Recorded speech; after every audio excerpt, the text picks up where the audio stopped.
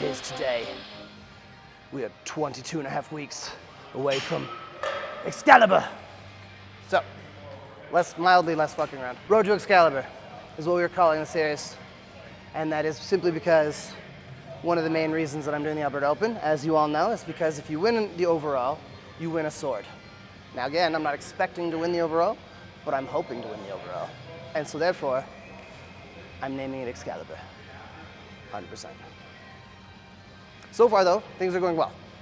So we are a week and a half into prep. My weight is down to 198.2. The last 3 days, I've dropped 0.2 of a pound each day. I haven't actually had any fluctuations at all where I'm higher than I was the day before. Now, one thing to note though, so on the Friday before prep, I was 205 pounds. That Saturday, I ate a couple of off meals and I woke up and I was, 209 Sunday morning. And so that was the day of starting prep. Now, I was also up super late, ate a shit meal really late Saturday night. So that's kind of all there. So out of the near 11 pounds that I'm down so far, one thing to note is a lot of that is obviously a lot of water weight. There's also less food in my GI tract. And so that's a big thing to note too. So going from 4,000 calories to 3,200 calories, that's there. Reduced a lot of my earlier gluten, which I know causes me a little bit more inflammation throughout the day. Tends to not bother me later on in the day, like in the afternoon and stuff, but in the morning it definitely does. So, but yeah, so far so good. Like I said, 198.2 is a good number to be at so far. I'm looking at, I want to be close to 190 by the end of December.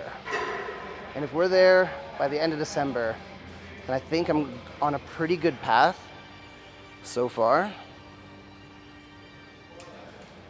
But as it is so far, I'm not adding in any extra cardio, I'm not increasing the intensity, none of those things. Calories are staying the same. So everything's good so far. So we're just gonna have to see how everything plays out and just kind of go. There's a couple of posing seminars I'm gonna be going to. I'm excited to go to those.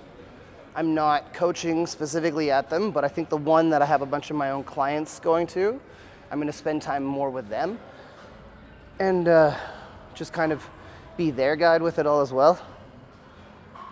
But either way, good time. Good to show it up.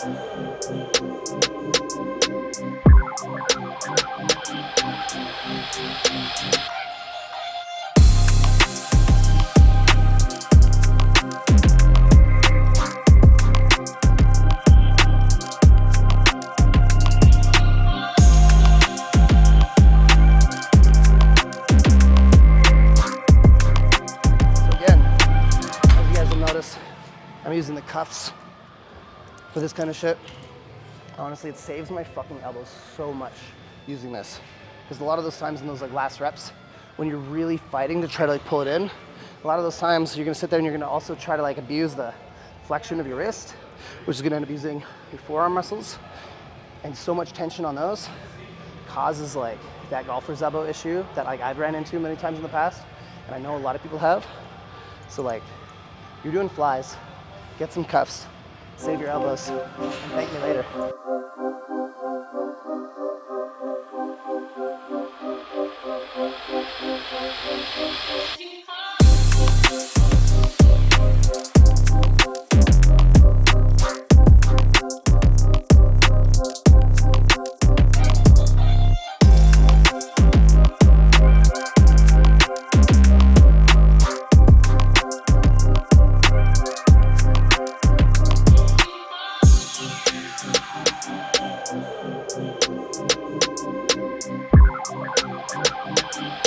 Something that's been really coming up a lot lately with a lot of people is the aspect of what they need to do in order to reach their goals. One of the things that I have a hard time usually in the moment thinking of and bringing up and mentioning to people is it's not so much the matter of what you need to do, it's who you need to become in order to hit those goals. There's all these people that really want the easy way, the easy results, the quickest six pack, the quickest fucking pounds lost and things like that.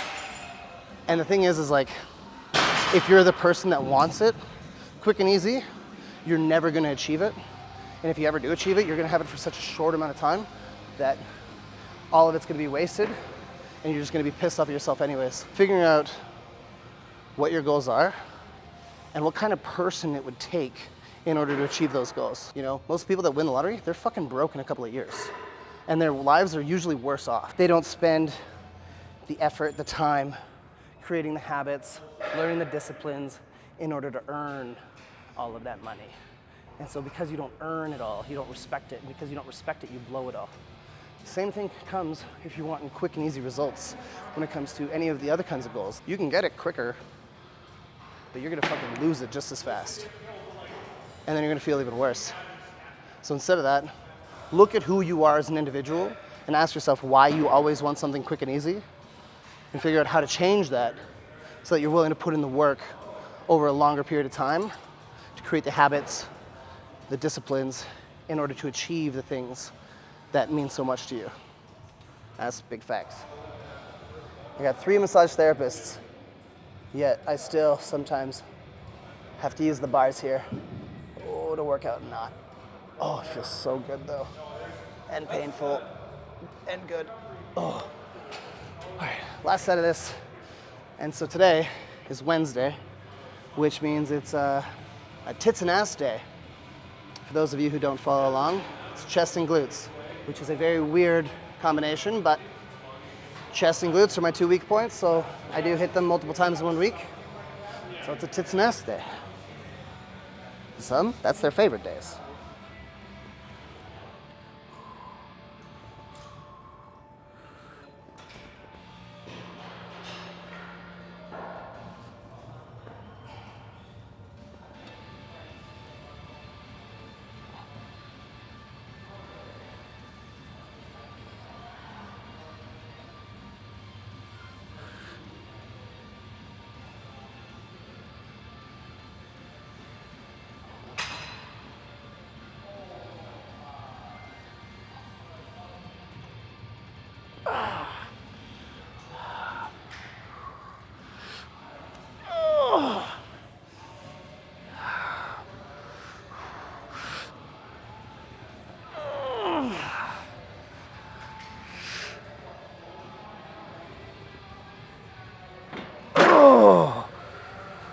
Oh man.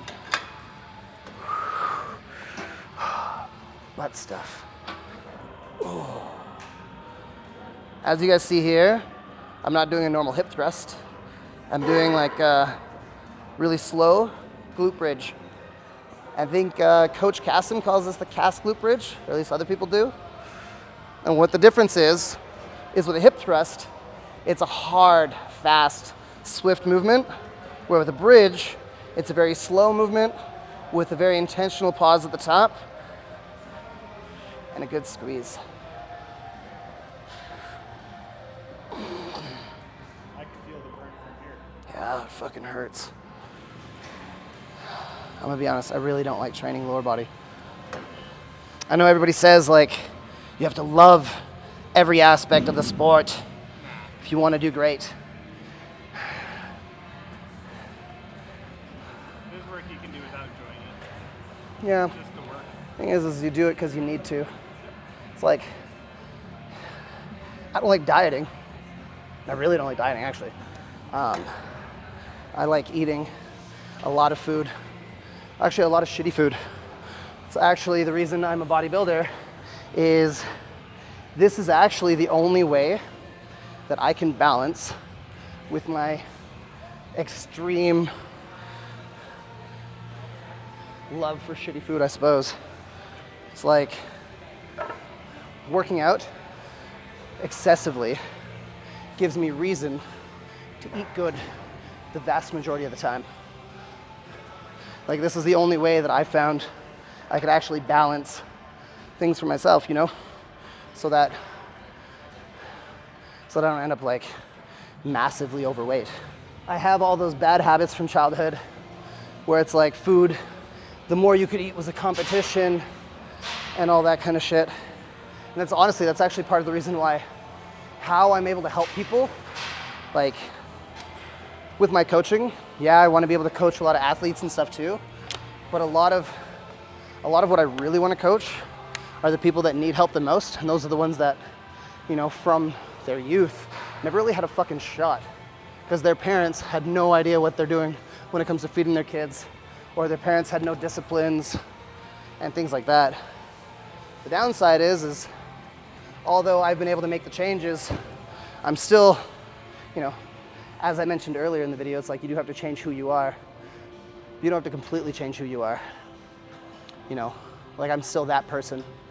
I love eating food. Like that's actually one of the things that me and Mike have, you know, the most in common. Like he just got back from New York, and the first thing we did is we got together, and he had like this long list of all the different foods that he ate, and like we sat there as he told me about them all. Both of our mouths just fucking like watering, and like the Philly cheesesteak sandwich he got in Philly, and like everything that is fucking, yeah. It's like food's like one of those things. But you know, the bodybuilding has saved me in the sense of like, It brings balance in. it does. And it, honestly, like the bodybuilding has taught me the disciplines necessary to be able to actually be happy with my life. Because I used to be a miserable human being in my 20s. When I was working that blue collar job, I fucking hated it. They treated me like shit. It's not worth my, like, and it wasn't shown, like, the value. My value wasn't appreciated. And I hated that. And I was overweight, out of shape, unmotivated, negative, still kind. Thankfully, that stuck with me, but honestly, it's like, you know, you hear the stories about how people are like, oh, the gym saved me. It's like, gym's not the only thing that saved me, but it was one of the largest contributing factors. You know, I wouldn't be happy if it wasn't for me getting into the gym when I did. I wouldn't be able to have every day where I'm just like actually happy to be alive and happy with what I'm doing with my life, happy with the things that I'm doing and the time that I'm spending. So, you know, for some, it's like really is your lifestyle. And yeah, bodybuilding honestly saved my fucking life. But I still fucking hate parts of it. Like training, legs and glutes, and dieting. But it is what it is. Take the good with the bad.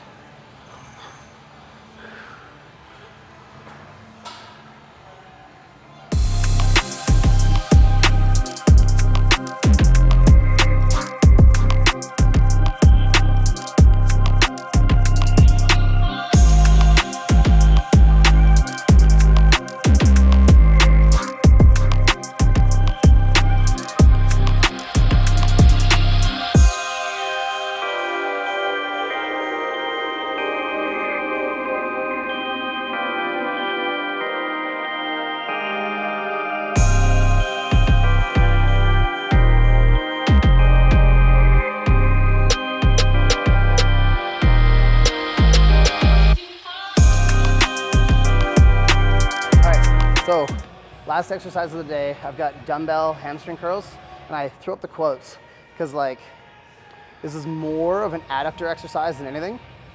So what you're gonna see is I'm gonna like lay down onto the decline bench. I'm gonna wrap my feet into the dumbbell. I'm gonna be able to pick it up.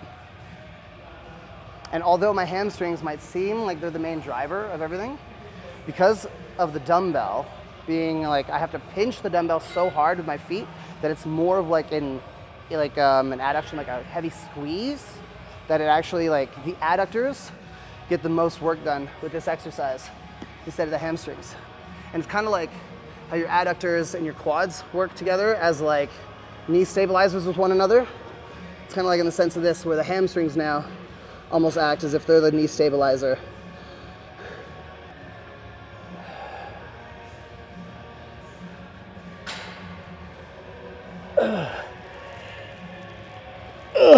Motherfucker. Are 22 and a half weeks out. Alberta Open.